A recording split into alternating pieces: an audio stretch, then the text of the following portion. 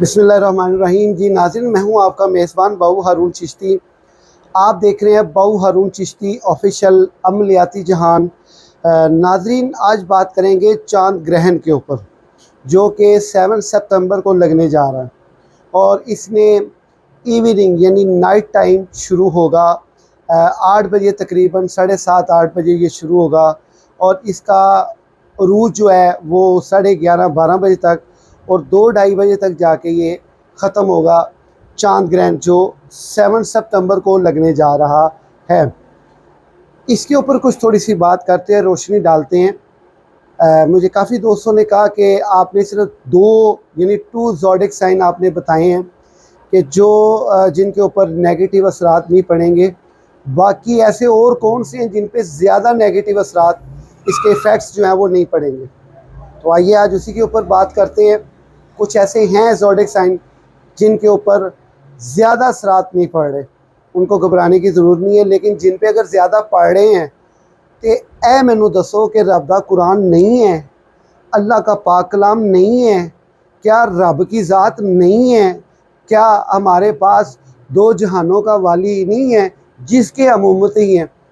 ये इफ़ेक्ट्स का आना, लेकिन जो साहिब निस्बत होते हैं लोग, जो मुंसलिक होते हैं अल्लाह और उसके रसूल के साथ और उसके औलिया के साथ, उनके ऊपर ये डर के मारे भी नहीं आता, खा वो उन्हीं का ज़ोडिक साइन क्यों ना हो जिस पे नेगेटिव असरार लेके आया है।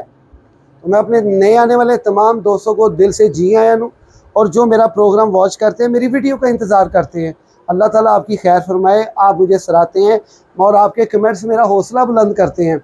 मैं पूरी कोशिश करता हूँ, देखो इत्थे मैं नहीं है जे मैं कुछ करा, मैं हाँ ते हाय हाय मैनू, मैं नहीं ते मैनू की। ए जिहड़ी मैं है ना, ए जो ए निकलती है ना, उदों फिर मैनू की होंदा है, क्योंकि उन्होंने ही होंदा है फिर सब कुछ जो करना है उस करना है, फिर असी कुछ नहीं करना। तो जिन्ना चिर मैं हैगी है तो उन्ना चिर समझ ले रोले ही ने, धक्के ही ने, खुआरियाँ ही ने। इसलिए हर काम में से मैं निकालना वो हर बंदे बशर को चाहिए कि निकाले। तो दोस्तों, मैं जो मेरे साथ जुड़े हैं, मैं उनके लिए नेक तमन्नाएं और उनके लिए नेक ख्वाहिशात है और उनके लिए रोज़ाना की बुनियाद पे मैं दुआ करता हूँ। और मज़ीद इन द कैमरा मैं आप लोगों के लिए दुआ करता हूँ कि अल्लाह ताला आपको जहाँ कहीं भी रखे, अपने इज़्ज़ो ईमान में रखे, बुरी नज़र से बचाए, बुरी संगत से बचाए और बुरे रिश्तेदारों से बचाए आपको। तो आइए प्रोग्राम के बाकायदा आगाज़ की तरफ बढ़ते हैं। सबसे पहले ग्रहण जो है वो चांद ग्रहण, इसके ऊपर थोड़ी बात कर लें। ये ग्रहण का जो सिलसिला ये आज से नहीं है, ये जब से अल्लाह ताला ने कायनात बनाई है, ये ग्रहणों का सिलसिला तब से चलता आ रहा है। अब चूँकि हज़ूर पाक सल्लल्लाहु अलैहि वसल्लम के दौर में भी ग्रहण आया, तो उस सूरत में सरकार कायनात सल्लल्लाहु अलैहि वसल्लम ने नमाज कसूफ़ का हुक्म फरमाया। यानी कि गौर कीजिएगा ज़रा मेरी बात को, बात का जुज़ निकालना है, ओके, बात को समझना है। तो ये सरकार कायनात सल्लल्लाहु अलैहि वसल्लम ने क्यों फरमाया कि इस दौरानिए में नमाज लंबी अदा करो, यानी इस्तिग़फ़ार ज़्यादा करो। अच्छा, ये जो दौरानिया होता है ना, ग्रहणों का दौरानिया, खा वो सूरज ग्रहण हो या चांद ग्रहण हो, इसका दौरानिया अगले चांद ग्रहण तक हर उस चीज़ का रिफ्लेक्शन देता है, रिवर्स देता है जो आपने इस ग्रहण के दौरान इरादतन नियतन किया हो, या दानिस्ता या नादानिस्ता तौर पे किया हो। एग्जाम्पल, इस टाइम के दौरान अगर आप हालत गैर में हैं, यानी आप बिल्कुल इस चीज़ से ना वाबस्तगी आपकी है, तो जो इस टाइम के दौरान आपका सिलसिला चल रहा है वो अगले चांद ग्रहण तक वही आपको उसका रिवर्स देगा, वही आपको उसका रिफ्लेक्शन देगा। अगर आप इसी टाइम के दौरान में इस्तिग़फ़ार पढ़ रहे हैं और ज़्यादा अल्लाह ताला के साथ आजिज़ी कर रहे हैं, तो आजिज़ी का जो रिवर्स है वो बहुत बड़ी नेमतों की सूरत में है, रहमत का दरिया है वो।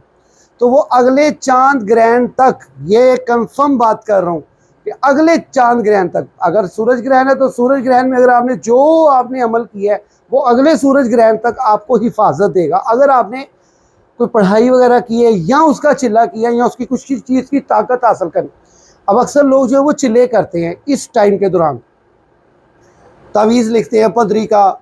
इस दौरानी में एक होता है 40 दिन का चिल्ला, उस टाइम की जो पढ़ाया वो तावीज़ात जो है डेली बेसिस पे 4500 तो हैं, वो 45 रोज़ के निकालना या 450 तावीज़ रोज़ का लिखना, उसका यानी कि ताकत हासिल करना, उसकी पावर हासिल करना।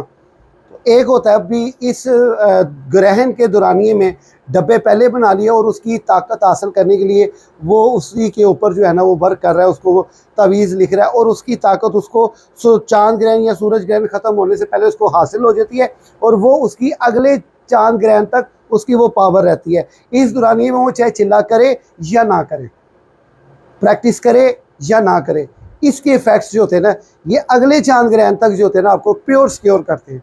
चूँकि सरकार ने फरमाया नमाज पढ़े, अल्लाह से इस्तिग़फ़ार करे, इसका मतलब है नबी पाक ने अल्लाह से यारी करवाई।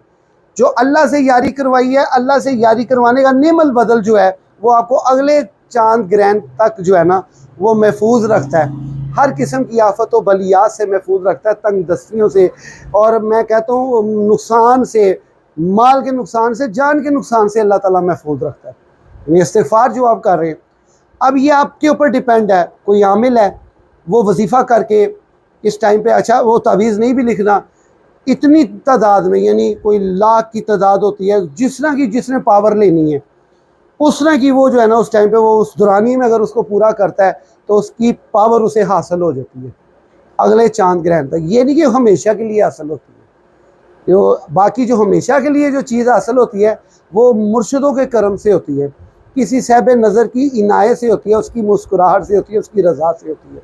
उसमें भी अगर उसने अल्लाह की ख़ास तकवे का ध्यान रखा हो तो नमाज कसूफ़ अदा करें।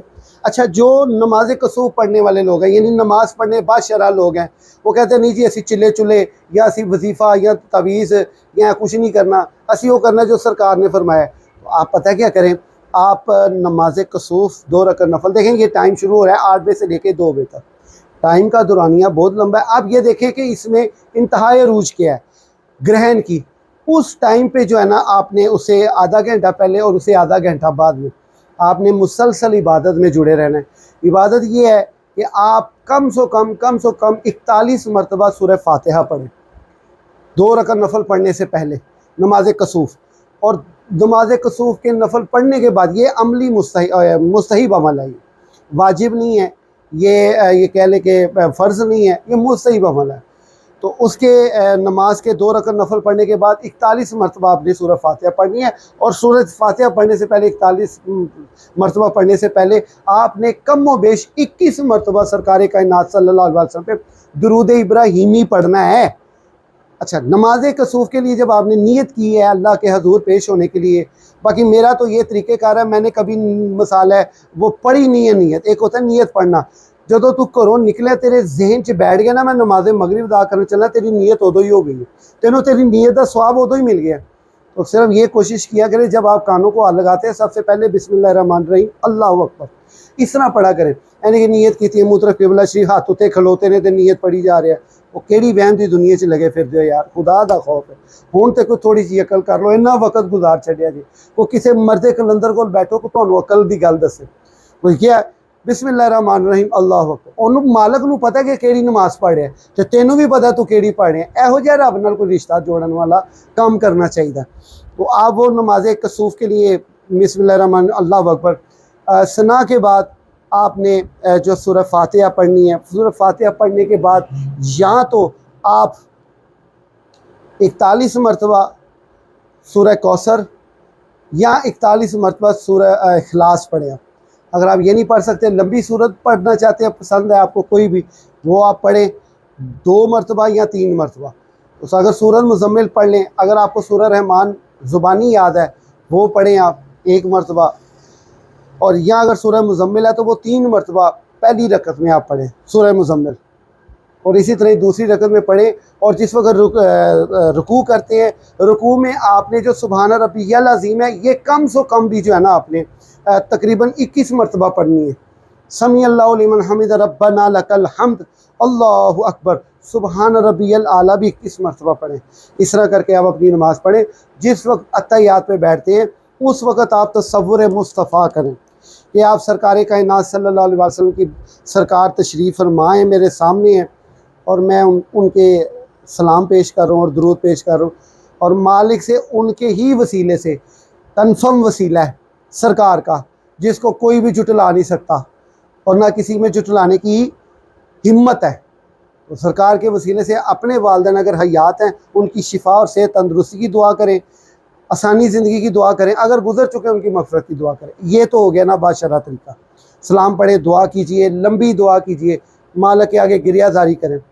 दूसरा ये है कि अब देखना ये है कि किन किन ज़ोडिक साइन के ऊपर कम असर कर रहा है। Come to the point on the topic, वो ये कि आपने सैजिटेरियस वालों के ऊपर ये कम असर अंदाज कर रहा है, क्योंकि सैजिटेरियस इस वक्त बड़ी अच्छी हालत में है, क्योंकि शम्स और कमर ये 23 तारीख के बाद जो है वो अपना घर तब्दील कर रहे हैं, विरगू में आ रहे हैं, बुर्ज सुमला में दाखिल हो रहे हैं, और यहाँ पे चूँकि अतारद है, अतारद ने भी चंद दिनों में अगले घर सुमला में आ जाना है, और वो 2 तारीख से लेके 18 तारीख तक जो है ना उसने हालत शर्फ में रहना है अतारद में। तो ये मुश्तरी जो है वो हालत शर्फ में है, इनका अपना जो हाकिम सियारा वो हालत शर्फ में है। मज़ीद जो है वो अल्लाह आपका भला करे एक किरान कर रहा है ज़ोरा के साथ, तो इस लिहाज से जो है ना थोड़ा सा महफूज है ये ज़ोडिक साइन। और पाइसिस जो है वो भी महफूज है, चूँकि उसका अपना हाकिम सियारा जो है वो मुश्तरी है, वो हालत शर्फ में है।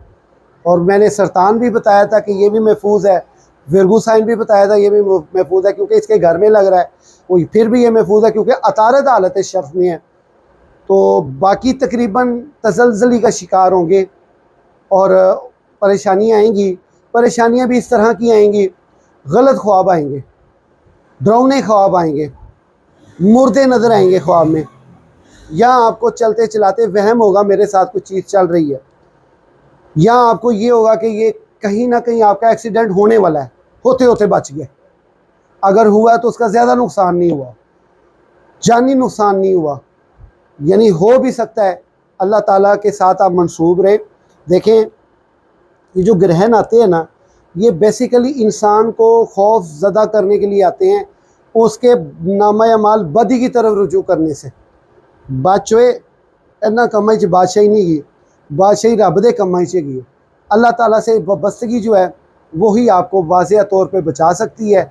वगरना आप कहें कि मैं कोई ऐसा वजीफ़ा करा, ऐसी पढ़ाई करा, या मैं ऐसा सदका दवा, वो इसमें जो सदका जो है वो भी मैं आपको बताता चलूँ।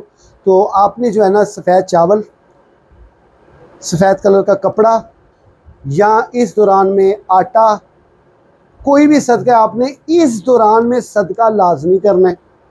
कोशिश करें काले माँ 2 अंडे ले लें, सर से वार के फेंकते नहीं है कोई भी चीज़। मखलूक अशरफ है ना, तो मखलूकात दा अशरफ है, तो रखें, पेश करें। दही सर से वार के 1.25 किलो, यानी 8 बजे के बाद से लेके 2 बजे से पहले पहले, तो वो आप किसी दरख्त के पास खुली करके रख दें, ताकि कोई जानवर आए वो अपनी दही दुही खा दे। ते किड्डे बख्त जागे ने, मखलूक के खुदा दे रौनकां लग गई हैं मेरी इस वीडियो से, क्या किसी और की वीडियो से देख के मखलूक नूं रिज़्क पहुँच रहा है। एदा मतलब है कर्मा वाला साबित होया चांद ग्रहण, किड्डी मेहरबानी वाला साबित होया है जी। असी अपना ही तमा सोचे, और कभी मखलूक का भी तो तमा सोचो। ए ग्रहण आंदी इस वास्ते ने कि तेनू जो कह तू अशरफुल मखलूक आते गए, तो खुदारा ख्याल कर कि तू जिन्नी मखलूक बनी है कायनात दे विच अल्लाह ने बनाई है, और तेरे वास्ते तो सजाई है। जे तू इन्हां दे वास्ते दर्द नहीं रखता, इन्हां वास्ते एहसास नहीं रखता, कोई रोटी दाना चौल नहीं पाता तू, तो तू कहदा अशरफ हो, तू तो आदमी होए हो आप। लिहाजा इसलिए इस मखलूक का ख्याल करें। मैं कहता हूँ अगरचे हम लोग थोड़ा सा रब से तो गाफिल है, रोज़ चांद ग्रहण आया हो, मखलूक का भला हो। और एदे विच एक होर गल ज़हन च रखना, ज़रूरी नहीं है कि आप उस मखलूक का ख्याल रखें जिस पे आप अशरफ हो। अशरफ मखलूक का ख्याल रखने की वजह से होता है। यार जेडे तुहाडे भैन भरा ने, इन्हां दे बारे कोई ख्याल नहीं, भैन मापे नहीं है, भैन घर जो जवान हो गई है, ਉਹਦੇ रिश्ते वास्ते तुसी सब दा घर दा बेड़ा गर्क तीली लाने वाली जिहड़ी होंदी ना बहू औरत होंदी है। जरूरी नहीं बहू होवे, मावां भी होंदियां, सस्सां भी होंदियां कि आइए मेरे घर दा बेड़ा गर्क। अदम बर्दाश्त का जो है ना हमारे ख़ानदानों में ये चीज़ें पड़ गई, हमारी फैमिलीज़ में राज कर रही हैं, जिसकी वजह से बेड़ा गर्क रिश्तियां का नहीं होंदा, बेड़ा गर्क उदा होंदा है जिदी वो बुढ़ी है तो जिदा वो पुत्र है, ये जिदा वो भरा है। खुदा के लिए, अपने रिश्तेदारों के लिए पॉजिटिव होकर सोचें, मुनसिफ होकर सोचें। अगर आप में से किसी ने 2 शादियां कर ली हैं, कोई गल नहीं, कर ली यार तो कर ली, लेकिन कुरान है कहता है अगर तुसी इंसाफ कर सकते हो तो करना। तो इंसाफ की वजह तो इजाजत दी है, ये नहीं कि पैसे की वजह तो इजाजत दी है, अपनी हिरस पूरी करने की वजह तो इजाजत दी है। की पे कर दो यार उन लोगों, अपनी अगर दूसरी बीवी की है उसका ख्याल करो यार, उसको सोचो कि यार मैंने उसके अगर वो कलमे पढ़े ने उहदे नाल ते जो कोई चंगी मंदी हो गई है तो मैं उसकी कुत्तियां ना करा, उन्होंने जलील ना करा मैं, है जी। ये चीज़ों का ख़ास ख्याल रखें, अपने इन लोगों रिश्तेदारों को देखें, अपने अजीज़ो कारी को देखें। अगर थोड़ी देखें केसेस ज़्यादा ये हैं, हाँ मैं मुझे तलाक देना चाह रहा है, मेरी दूसरी शादी है और तेन शर्म नहीं आई दूजा ब्याह करके तो बाद चो तू ऐ सोच रहे हैं कि मैं इसकी ज़िंदगी नाल खेल जाऊँगा। ओए वारस ना कर मान वारसा दा रब मारते ही बेवारस करके। तो ये जितने भी ज़ोडिक साइन के ऊपर ये जो असरात पड़ते हैं ना चांद ग्रहण के, पॉजिटिव भी पड़ते हैं नेगेटिव भी पड़ते हैं। ज़रूरी नहीं है कि ज़िंदगी इसी के सहारे जिए जाए। आप जितने भी लोग हो इस वक्त मेरी वीडियो देख रहे हो, ईमान से बताओ इतना टाइम आपने कभी कुरान पाक को दिया है?